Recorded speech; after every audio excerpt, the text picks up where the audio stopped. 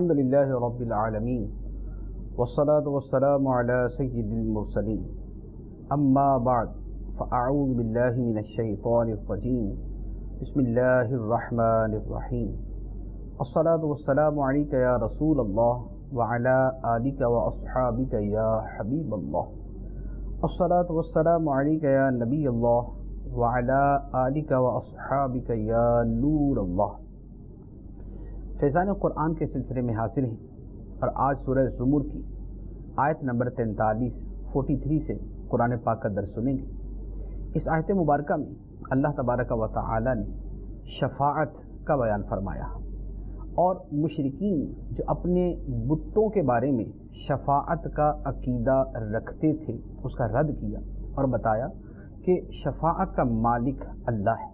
اللہ عز و جل جسے چاہے گا شفاعت کی اجازت عطا فرمائے گا، اور جہاں تک بتوں کا تعلق ہے، جھوٹے معبودوں کا تعلق ہے، وہ بہرحال شفاعت نہیں کر سکیں گے۔ چنانچہ ارشاد ہوتا ہے بسم اللہ الرحمن الرحیم ام اتخذوا من دون اللہ شفعاء قل اولو كانوا لا يملكون شيئا ولا يعقلون قل للہ الشفاعۃ جمیعا لہ ملک السماوات والارض ثم الیہ ترجعون۔ کیا انہوں نے اللہ کے مقابلے میں کچھ سفارشی بنا رکھے ہیں؟ تم فرماؤ کیا وہ بت تمہاری سفارش کریں گے اگرچہ وہ کسی چیز کے مالک نہ ہوں اور کچھ سمجھ بھی نہ رکھتے ہوں؟ تم فرماؤ تمام شفاعتوں کا مالک اللہ ہی ہے، اسی کے لیے آسمانوں اور زمین کی بادشاہی ہے، پھر تم اسی کی طرف لوٹائے جاؤ گے۔ ارشاد فرمایا کہ ان لوگوں نے اللہ تعالیٰ کے مقابلے میں سفارشی بنا رکھے ہیں کہ یہ بت ہماری شفاعت کریں گے اور ہمیں نفع پہنچائیں گے۔ تو اللہ تعالیٰ نے فرمایا کہ یہ بت تو نہ کسی شے کے مالک ہیں، نہ یہ کچھ عقل و سمجھ رکھتے ہیں، بے بس ہیں اور بے جان ہیں، تو انہیں نہ شعور ہے نہ ان کے پاس کسی شے کی ملکیت ہے، تو یہ کیسے شفاعت کر سکتے ہیں؟ پھر ارشاد فرمایا کہ شفاعتوں کا مالک اللہ ہے۔ اللہ تعالیٰ کے اختیار میں ہے کہ وہ کسی شفاعت کی اجازت عطا فرماتا ہے۔ شفاعت قیامت کے دن ہوگی اور اذن الہی کے ساتھ ہوگی۔ قرآن پاک کے اندر یہ عقیدہ بہت ساری جگہوں پر بیان کیا گیا۔ شفاعت کون کرے گا اور کس کے حق میں ہو سکے گی، دو چیزیں قرآن پاک کے اندر بار بار بیان کی گئی۔ شفاعت کون کر سکے گا اس کے بارے میں اللہ تعالیٰ نے بنیادی اصول بیان کر دیا کہ شفاعت اللہ کے اذن اور اس کی اجازت سے ہوگی۔ ارشاد فرمایا من ذا الذی یشفع عندہ الا باذنہ، کون ہے جو اللہ کی بارگاہ میں سفارش کر سکے مگر اس کی اجازت کے ساتھ، یعنی اللہ تعالیٰ کی اجازت کے ساتھ سفارش ہو سکے۔ اب اللہ تعالیٰ کی اجازت کے ساتھ کون شفاعت کر سکے گا؟ وہ بڑی واضح بات ہے، مسلمانوں کا بچہ جانتا ہے کہ اللہ تعالیٰ کے پیارے نبی یعنی تمام انبیاء علیہم الصلاۃ والسلام اللہ تعالیٰ کی بارگاہ میں بڑے محبوب ہیں، بڑے مقام والے ہیں، بڑی عظمت والے ہیں، وہ شفاعت کریں گے۔ پھر اللہ تعالیٰ یہ شفاعت کا اختیار اور بھی بہت سارے لوگوں کو عطا فرمائے گا، جیسے اولیاء کرام ہیں، جیسے صالحین ہیں۔ اسی طرح حدیث مبارک کے اندر حافظ قرآن کے بارے میں ہے کہ وہ بھی اپنے خاندان کے 10 افراد کی شفاعت کر کے انہیں جنت میں لے جائے گا۔ اسی طرح شہید بھی شفاعت کرے گا، اسی طرح حاجی بھی شفاعت کرے گا، اسی طرح جو علماء اور صلحاء یعنی نیک لوگ ہیں وہ بھی اپنے ماننے والوں، اپنے معتقدین اور اپنی خدمت کرنے والوں کی شفاعت کریں گے۔ جیسا کہ روایت کے اندر یہ بھی ہے کہ جب ایک نیک بندہ جنت جانے کے لیے گزر رہا ہوگا تو ایک وہ شخص کہ جو جہنمیوں کی صف میں کھڑا ہوگا وہ آگے بڑھ کے کہے گا کہ جناب آپ کو یاد ہے دنیا کے اندر آپ کو میں نے پینے کے لیے پانی دیا تھا یا وضو کرنے کے لیے میں نے آپ کو پانی فراہم کیا تھا، آج میری بھی شفاعت کر دیجئے۔ تو اللہ تعالیٰ کا وہ نیک بندہ اس گناہگار کی بھی شفاعت کرے گا۔ تو شفاعت کرنے والے جو ہیں وہ بہت سارے قیامت کے دن ہوں گے، لیکن ہر کوئی شفاعت کرے گا اللہ تعالیٰ کی اجازت کے ساتھ۔ اب اللہ تعالیٰ کی جو اجازت ہے یہ اس وجہ سے بھی ملے گی کہ بندہ خدا کا محبوب ہے، اس وجہ سے بھی ملے گی کہ بندہ خدا کی بارگاہ میں بڑی وجاہت والا، بڑے مرتبے والا ہے۔ تو محبوبیت کی وجہ سے جو شفاعت ہے وہ ہے تو شفاعت بالاذن، اللہ کی اجازت کے ساتھ شفاعت، لیکن محبوبیت کی وجہ سے اس کا ایک دوسرا نام رکھ دیا جاتا ہے شفاعت بالمحبت، محبت کی وجہ سے شفاعت جسے اختیار ملے گا۔ اور ایک یہ ہے کسی کا اللہ تعالیٰ کی بارگاہ میں بڑا مقام ہے، اس مقام کی وجہ سے، اس وجاہت کی وجہ سے وہ شفاعت کرے گا تو اس کا نام رکھ دیا جاتا ہے شفاعت بالوجاہت۔ تو اصل شفاعت بالاذن ہے، پھر اس کے نیچے جو دو اس کی شاخیں بنتی ہیں وہ شفاعت بالمحبت اور شفاعت بالوجاہت ہے۔ بعض لوگ جو ہے وہ اپنی طرف سے قیودات لگا کے شفاعت کے مفہوم کو محدود کر کے اور اس کو بگاڑنے کی کوشش کرتے ہیں کہ نہیں جی وہ شفاعت بالوجاہت کوئی چیز نہیں ہے، شفاعت بالمحبت کوئی چیز نہیں ہے۔ یہ باتیں کہنا باطل ہے، غلط ہے۔ کیا اللہ تعالیٰ کے نیک بندے خدا کی بارگاہ میں محبوب نہیں ہیں؟ صبر والوں سے خدا محبت فرماتا ہے، تقوی والوں سے خدا محبت فرماتا ہے، اپنے ولیوں سے خدا محبت فرماتا ہے، اپنے نبیوں سے خدا محبت فرماتا ہے۔ تو یہ اللہ تعالیٰ کی ان سے محبت ہی تو ہوگی جس کی وجہ سے اللہ تعالیٰ ان کو شفاعت کی اجازت دے گا، تو اس کا نام شفاعت بالمحبت رکھ دیں۔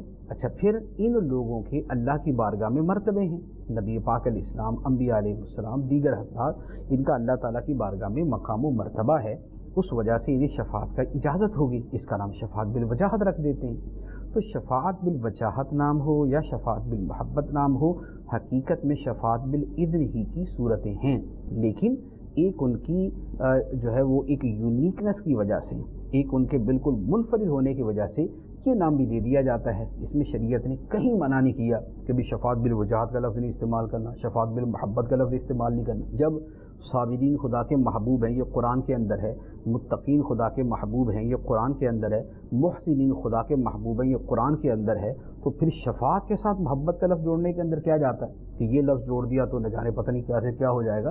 تو لہذا ایسے تصورات اور ایسے بدعتی تصورات جو ہیں وہ باطل ہیں کہ شفاعت کے ساتھ محبت کا لفظ نہیں بول سکتے، شفاعت کے ساتھ وجاہت کا لفظ نہیں بول سکتے۔ اللہ تعالیٰ کے جو وجیح بندے ہیں، جو وجاہت والے بندے ہیں، وہ اپنی وجاہت کی بنا پر شفاعت کریں گے۔ جو محبوب بندے ہیں وہ محبوب ہونے کی بنا پر شفاعت کریں گے۔ اب اس کے بعد منکرین آخرت کی اللہ عز و جل کے ذکر سے نفرت، معاذ اللہ، اس کا بیان ہے۔ مشرکین کا معاملہ یہ تھا کہ جب مشرکوں کے سامنے اللہ عز و جل کا نام لیا جائے اور ساتھ میں بتوں کا بھی نام لے دیا جائے پھر تو ان کی طبیعت ٹھنڈی رہتی تھی، پھر تو فریش رہتے تھے، اور اگر تنہا اللہ کا نام لیا جائے کہ صرف اللہ معبود ہے تو ساتھ ہی طبیعت خراب، اور بدکتے تھے اس سے، اور اس سے تنفر کا اظہار کرتے تھے، بیزاری کا اظہار کرتے تھے۔ تو اللہ تعالیٰ نے ان کی اس باطل عمل کو یہاں پر بیان کیا۔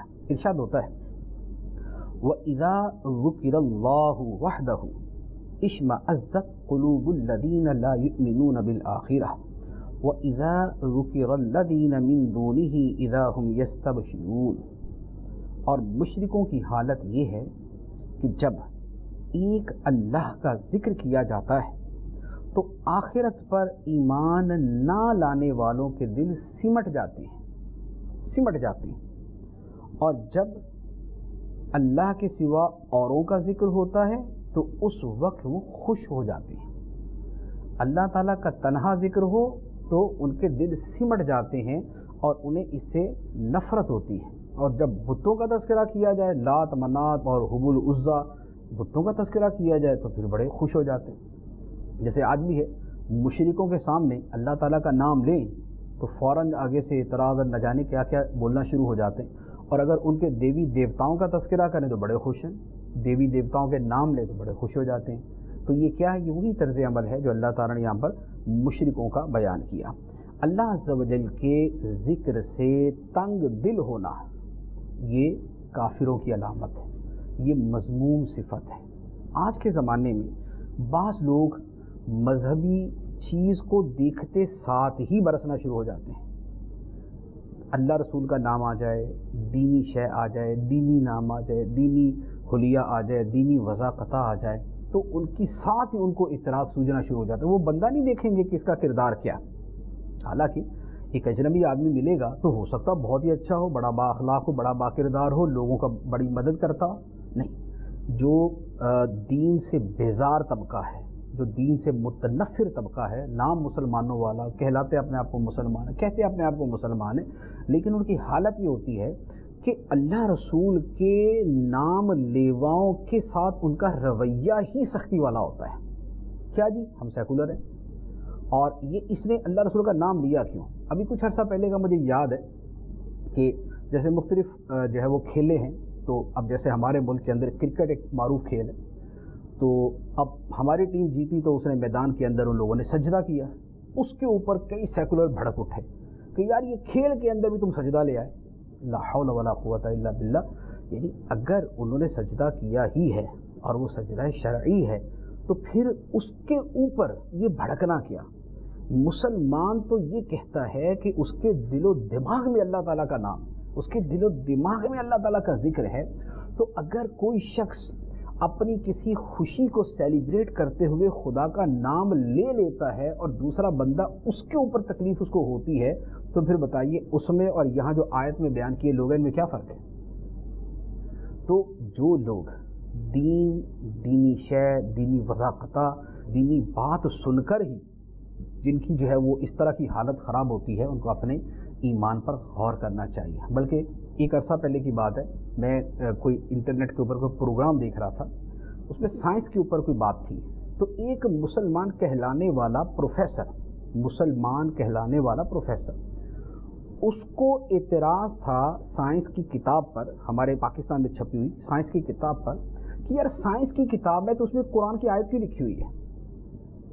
حالانکہ وہ آیت تھی اسی موضوع پہ کہ کائنات کے اندر غور و فکر کرو، کائنات کے اندر اللہ تعالیٰ نے نشانیاں رکھی ہیں، تو وہ آیت بھی سائنس کی طرف ہی اشارہ کر رہی تھی، لیکن اس پروفیسر کو اس بات کی تکلیف تھی کہ سائنس کی کتاب کے اندر قرآن کا کہاں سے تذکرہ آ گیا، سائنس کے اندر بھی جو ہے وہ قرآن کو ڈال دی۔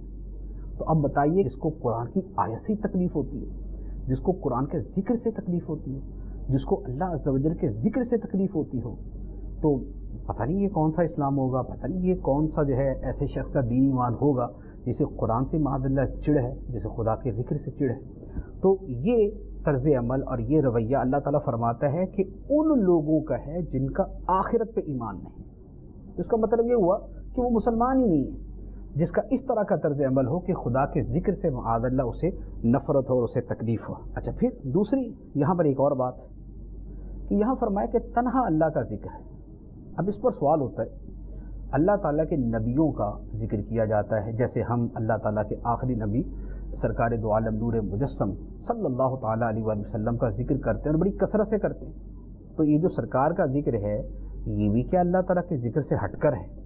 اس کا جواب یہ ہے کہ نہیں، ایسا نہیں، اس لیے کہ اللہ تعالیٰ کے ذکر کی جو سب سے بڑی صورت ہے وہ تو قرآن ہے، جو سب سے بڑا ذریعہ ہے وہ تو قرآن ہے، اور قرآن پاک کے اندر اللہ تعالیٰ نے اپنے نبیوں کا کتنی محبت کے ساتھ اور کتنی کثرت کے ساتھ ذکر کیا سب کو پتہ ہے۔ جو قرآن پڑھے گا قرآن پاک کی ہر صورت، بلکہ یا ہر دوسری صورت کے اندر اسے نبیوں کا تذکرہ، نبیوں کا تذکرہ، نبیوں کا تذکرہ، نبیوں کا تذکرہ ملے گا۔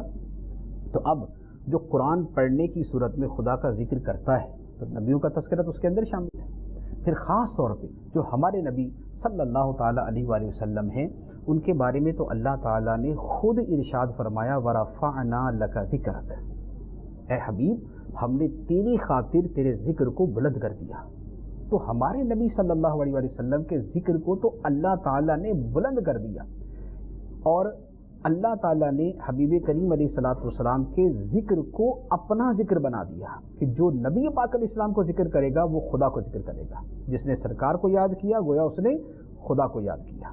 ایک بات، دوسری بات، نبی پاک علیہ السلام کا جو اللہ تعالیٰ کے ساتھ ذکر ہے، نبی پاک علیہ السلام کا ذکر جو اللہ تعالیٰ کے ساتھ ہے، یہ تو خود اللہ تعالیٰ نے رکھا ہے۔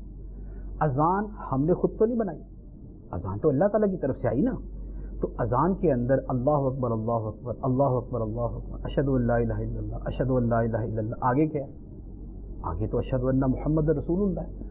تو یہ جو خدا کے ذکر کے ساتھ مصطفیٰ کریم صلی اللہ علیہ وآلہ وسلم کا ذکر ہے، یہ ہم نے تو نہیں بنایا، یہ تو اللہ تعالیٰ نے خود مسلمانوں کو سکھایا۔ 5 وقت کی اذان دنیا میں مشرق سے مغرب، شمال سے جنوب، دنیا کے کسی کونے میں، بحر و بر میں جہاں پر اذان ہوگی وہاں پر خدا کے ذکر کے ساتھ مصطفیٰ کریم صلی اللہ علیہ وسلم کا ذکر ہوگا۔ اسی طرح التحیات ہے، التحیات ہم نے خود تو نہیں بنائی، اللہ تعالیٰ نے سکھائی نا ہمیں۔ اب التحیات میں کیا ہے؟ التحیات للہ والصلوات والطیبات، آگے السلام علیکہ ایھا النبی ورحمۃ اللہ وبرکاتہ۔ تو یہ جو اللہ کے ذکر کے ساتھ نبی پاک صلی اللہ علیہ وسلم کا ذکر ہے یہ تو خدا نے رکھا ہے، لہذا جو نبی پاک علیہ الصلوۃ والسلام کا ذکر ہے یہ ذکر خدا سے جدا نہیں، یہ ذکر خدا سے جدا نہیں۔ پھر اسی طرح جو ولیوں کا ذکر ہے، ولیوں کا ذکر بھی اللہ تعالیٰ کے ذکر ہی کی صورت۔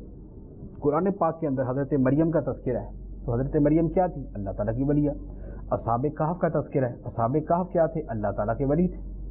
تو اب یہ جو اصحاب کہف کا تذکرہ ہے، یہ جو حضرت مریم کا تذکرہ ہے، یہ ولیوں ہی کا تو تذکرہ ہے اور قرآن پاک کے اندر ہے۔ تو پتہ یہ چلا کہ جو ذکر ممنوع ہے وہ ہے جو خدا کے مقابلے میں ہے، اور جو خدا کے پیاروں کا تذکرہ ہے وہ خدا ہی کے ذکر کی صورتیں بنتی ہے، لہذا اس کے اندر کوئی حرج نہیں، بلکہ وہ تو بڑی عظیم عبادت ہے اور بہت بڑی سعادت ہے۔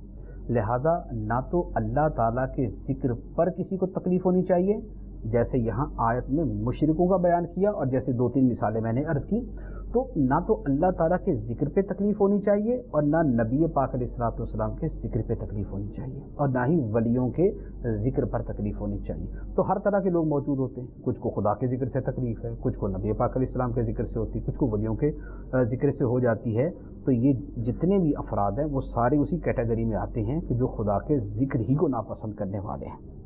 اس کے بعد اللہ تعالیٰ کی صفات اور قیامت میں اللہ تعالیٰ کے فیصلہ فرمانے کا تذکرہ ہے۔ ارشاد ہوتا ہے قل اللہم فاطر السماوات والارض عالم الغیب والشہادہ انت تحکم بین عبادک فیما کانوا فیہ یختلفون۔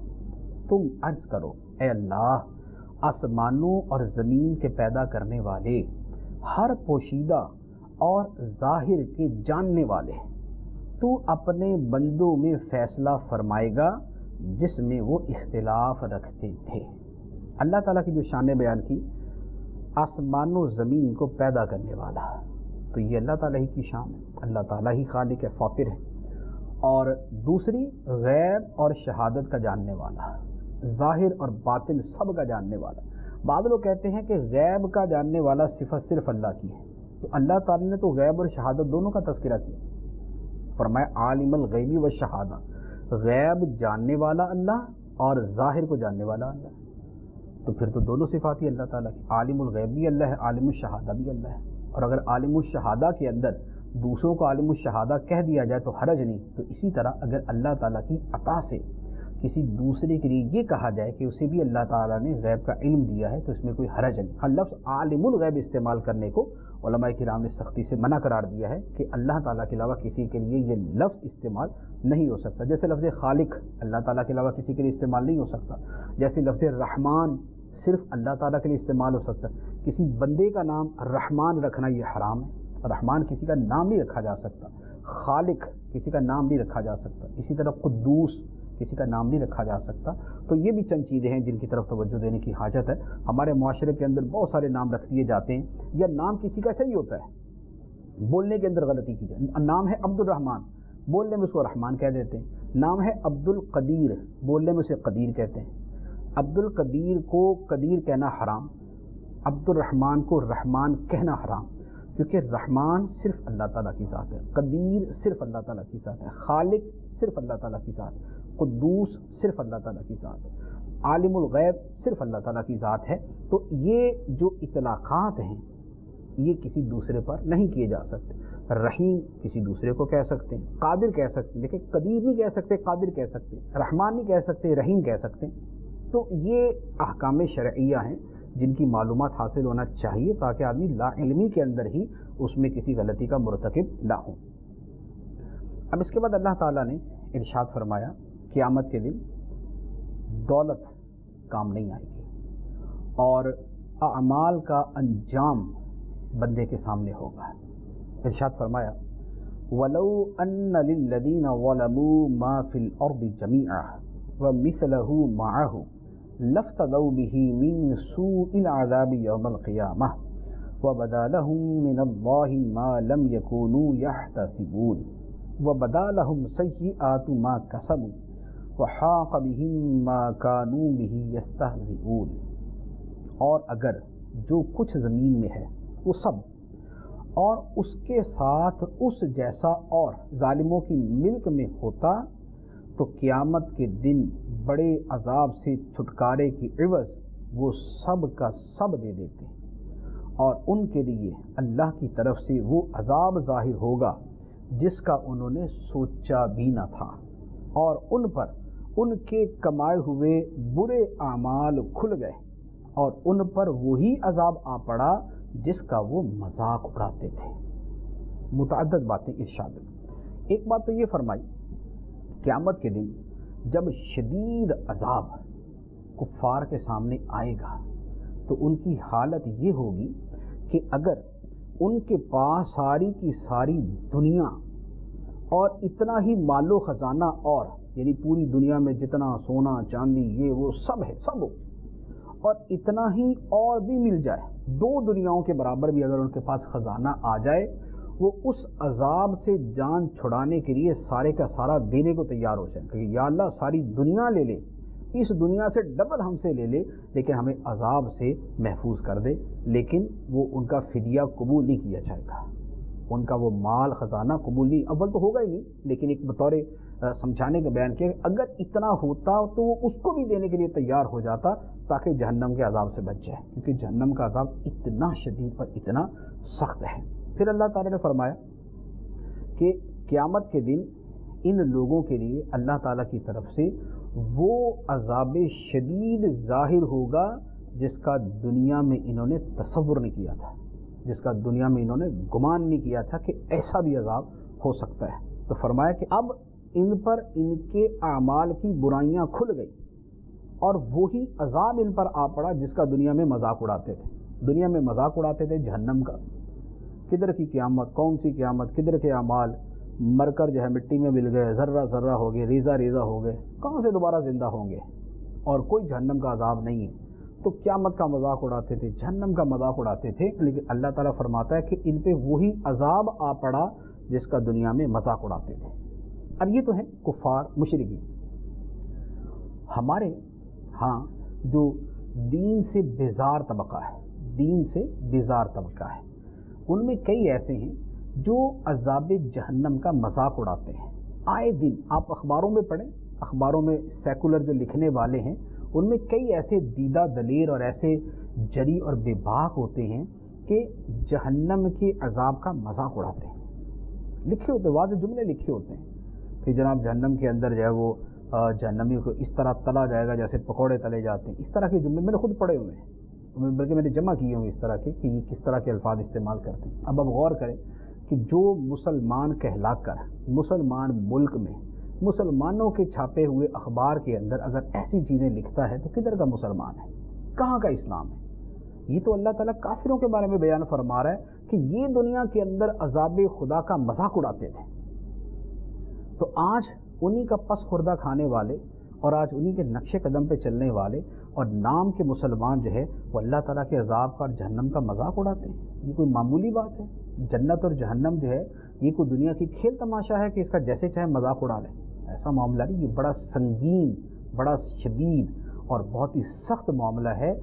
دین کی جو چیزیں ہوتی ہیں ان کے بارے میں بڑا محتاط رہنے کی حاجت ہوتی ہے، اپنی زبانوں کو بند رکھنا چاہیے اور دین کی کسی شے کو مذاق میں نہیں استعمال کرنا چاہیے۔ سمپل از دیٹ کہ دین کی کسی شے کو مذاق میں استعمال نہیں کرنا چاہیے، خواہ وہ جنت ہے، یہ جنت کی نعمتیں ہیں، خواہ وہ حوریں ہیں، فرشتے ہیں، وہ جنت کے شہد شراب کی نہریں ہیں، وہ جہنم کے عذاب ہیں، وہ کچھ بھی ہے، دین کی شے کو مذاق کے اندر نہ لیا جائے، اور جو ایسا بولے اس کا منہ اسی وقت بند کر دینا چاہیے، اس کو بول دیا جائے کہ بھائی تمہارا تو دین ایمان کا ستیہ ناش ہو رہا، ہمارا ایمان کیوں خراب کر رہا ہے؟ آپ یقین کیجئے ہمارے ہاں کیا ہے کہ جو مرضی کوئی بکواس کرتا رہے ہمارے لوگ سنتے رہتے ہیں، اس پر کچھ بولتے ہی نہیں ہیں تو سامنے والا جری ہو جاتا ہے۔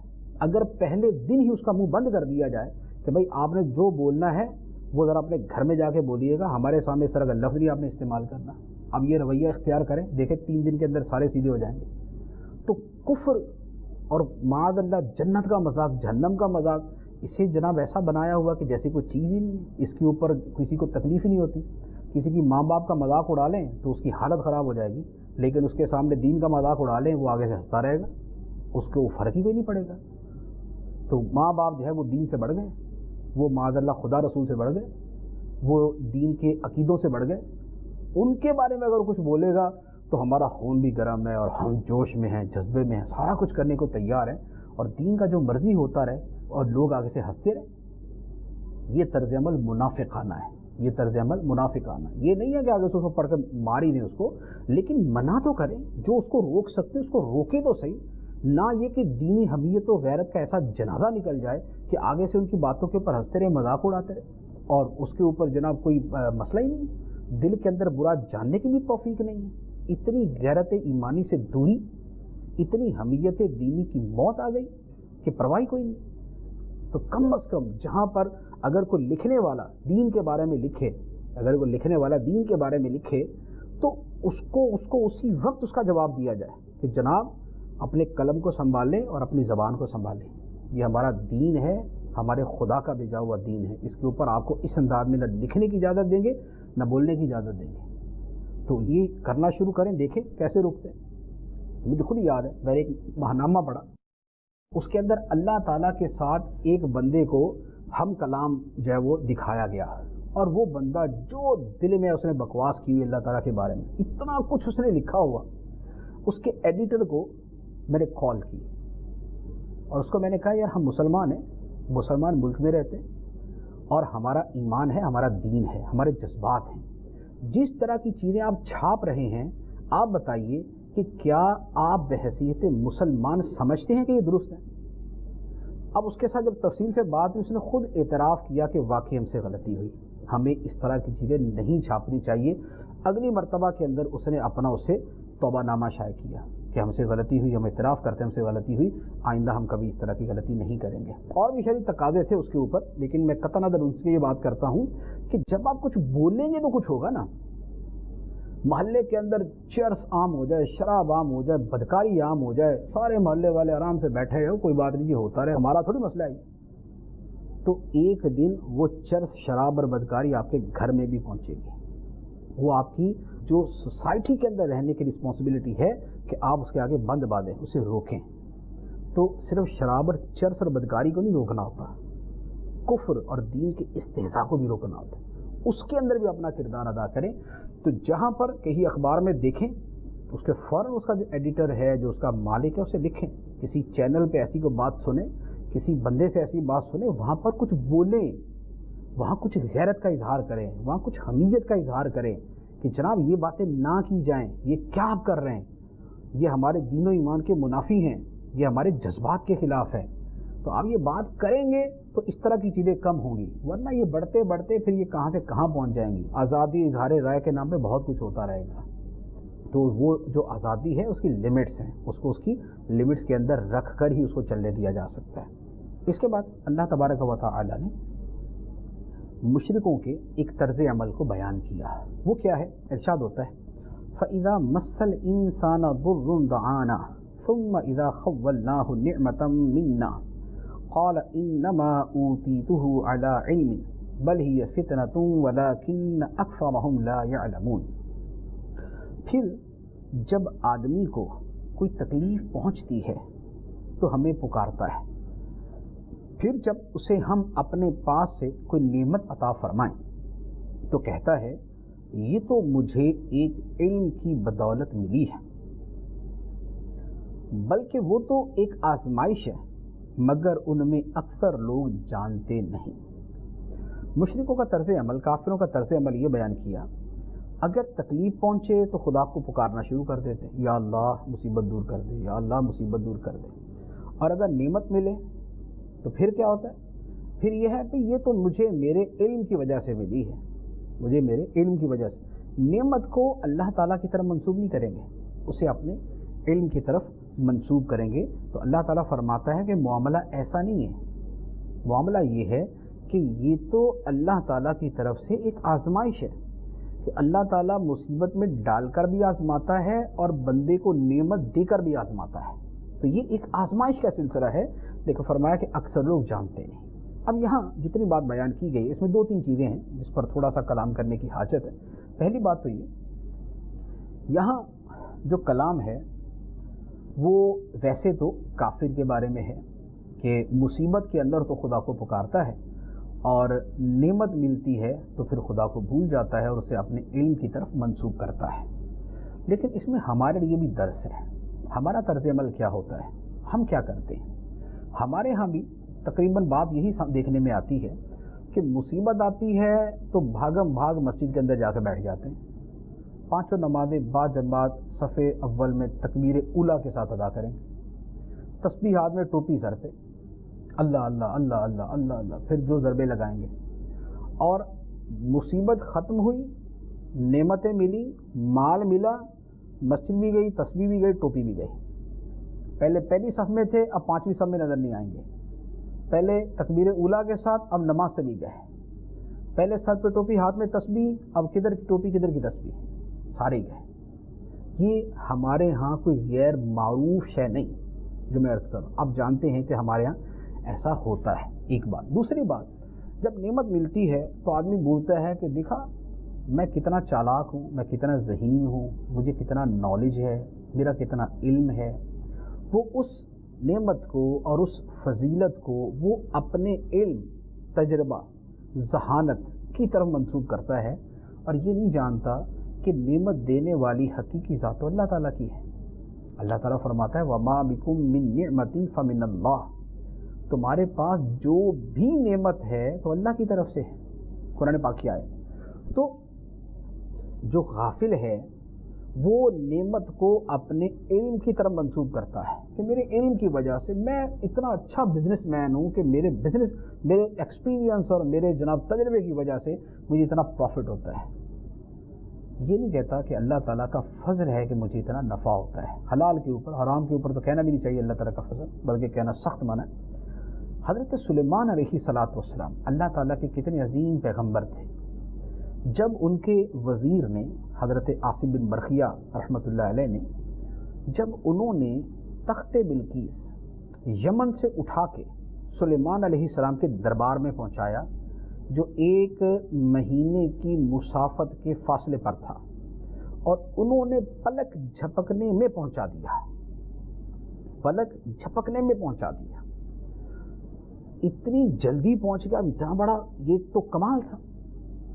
وہاں سلیمان علیہ السلام نے کیا فرمایا؟ یہ نہیں فرمایا کہ دیکھا میرا وزیر کتنے علم والا ہے اور کتنے جناب مرتبے والا ہے، فرمایا ھذا من فضل ربی، یہ میرے رب کا فضل ہے، یہ میرے رب کے فضل میں سے ہے کہ اس نے یہ کام میرے وزیر سے کروایا۔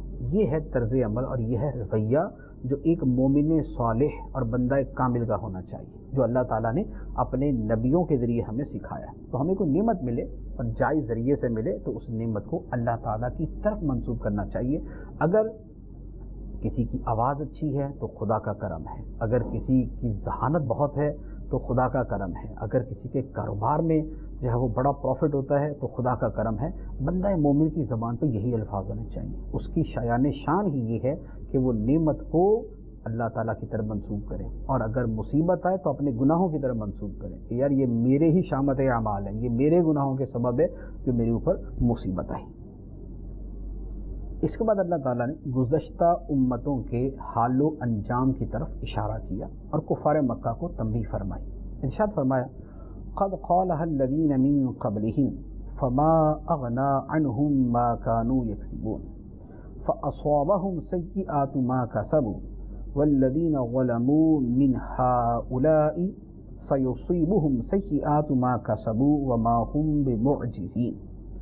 تو ان پہلے لوگوں کے کمائے ہوئے اعمال کی برائیاں انہیں پہنچی، اور ان موجودہ لوگوں میں بھی جو ظالم ہیں عن قریب ان پر ان کے کمائے ہوئے اعمال کی برائیاں آ پڑیں گی اور وہ اللہ کو بے بس نہیں کر سکتے۔ فرمایا جو پہلوں نے کیا تو ان کو ان کا بدلہ ملا، اور جو یہ موجودہ کریں گے، جو اب آپ کی بات نہیں مان رہے اور اب ایمان قبول نہیں کر رہے، ان کے برے اعمال کی برائیاں ان پر پڑیں گی اور یہ خدا کو عاجز نہیں کر سکتے. خدا کو تو کوئی بھی عاجز نہیں کر سکتا. فرمایا کہ یہ نہ سمجھے کہ ہم پہلوں نے برے عمل کیے تو ان کے ساتھ تو جو ہونا تھا ہو گیا, ہمارے ساتھ کچھ نہیں ہو سکتا, تمہارے ساتھ بھی بہت کچھ ہو سکتا ہے, تم بھی خدا کو عاجز نہیں کر سکتے. اب اس کے بعد رزق کی وسعت اور تنگی کا اختیار کس کے پاس ہے, اللہ تعالیٰ نے وہ بیان فرمایا. اور ہم بحیثیت مسلمان ہم سب کا عقیدہ ہے کہ رزق اللہ تعالیٰ کے ہاتھ میں, رازق حقیقی اللہ تعالیٰ ہے.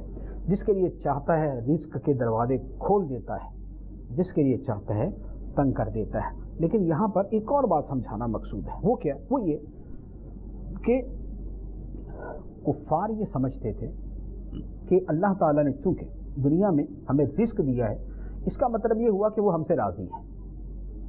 دنیا کی خوشحالی اور دنیا میں رزق کی فراوانی کو انہوں نے اللہ تعالیٰ کی رضا کا پیمانہ بنا دیا کہ جس کو دنیا میں خوشحالی زیادہ, خدا اس سے راضی زیادہ. تو اللہ تعالیٰ نے بتا دیا کہ معاملہ یہ نہیں, رزق وہ پیمانہ نہیں ہے جس سے خدا کی رضامندی اور خدا کی ناراضی کو جانچا جا سکے. کیوں؟ اس لیے کہ بعض اوقات کافر بڑا غریب ہوتا ہے اور بعض اوقات مسلمان بڑا امیر ہوتا ہے, بعض اوقات کافر بڑا امیر ہوتا ہے, مسلمان بڑا غریب ہوتا ہے. تو یہ کیا بات ہے؟ پھر تو معیار ہی کوئی نہ ہوا. اس کا مطلب کہ کفر و اسلام تو درمیان میں کوئی کرائٹیرین ہے ہی نہیں, اس کا تو درمیان کے اندر کوئی عمل دخل ہی نہ ہوا. تو یہ بات نہیں ہے. بات یہ ہے کہ اللہ تعالیٰ کی رضا اور ناراضی کا جو معیار ہے وہ ایمان ہے, وہ اعمال صالحہ ہے. ایمان اور اعمال صالحہ پہ خدا راضی ہے, کفر اور بد اعمال پہ خدا ناراض ہے. بقیہ رزق تو اللہ تعالیٰ کا نظام ہے کہ وہ دنیا کے اندر کسی کو زیادہ دیتا ہے, اپنی حکمتوں کے پیش نظر کسی کو کم دیتا ہے. تو رزق کے پیمانے پہ نہ جانچا جائے. ارشاد فرمایا اولم یعلموا ان اللہ یبسط الرزق لمن یشاء ویقدر ان فی ذلک لآیات لقوم یؤمنون.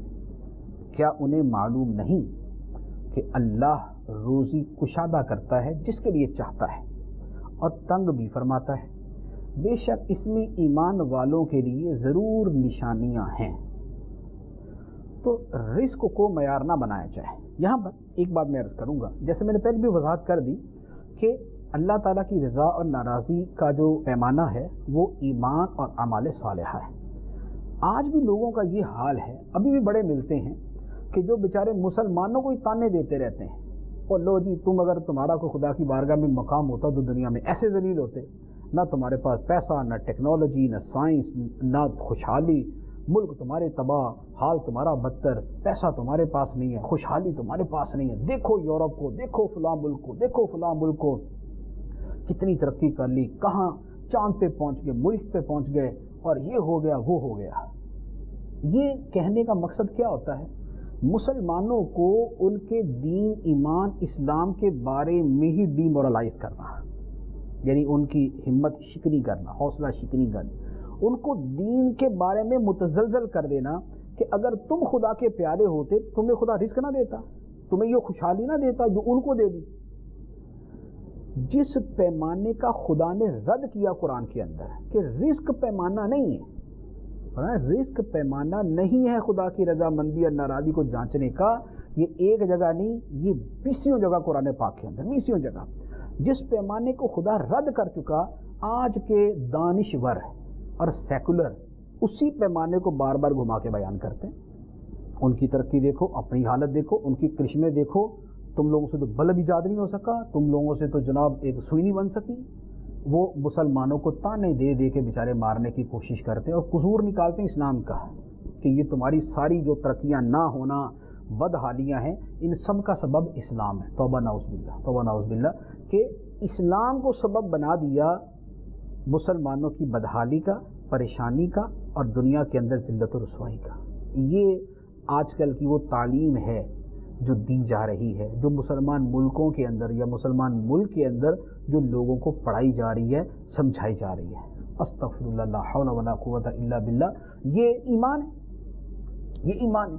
اس کا مطلب یہ ہوا کہ اگر کل کو وہ غریب ہو جائیں اور ہم امیر ہو جائیں تو اب ہم خدا کے پیارے ہو گئے اور وہ خدا کے مردود ہو گئے.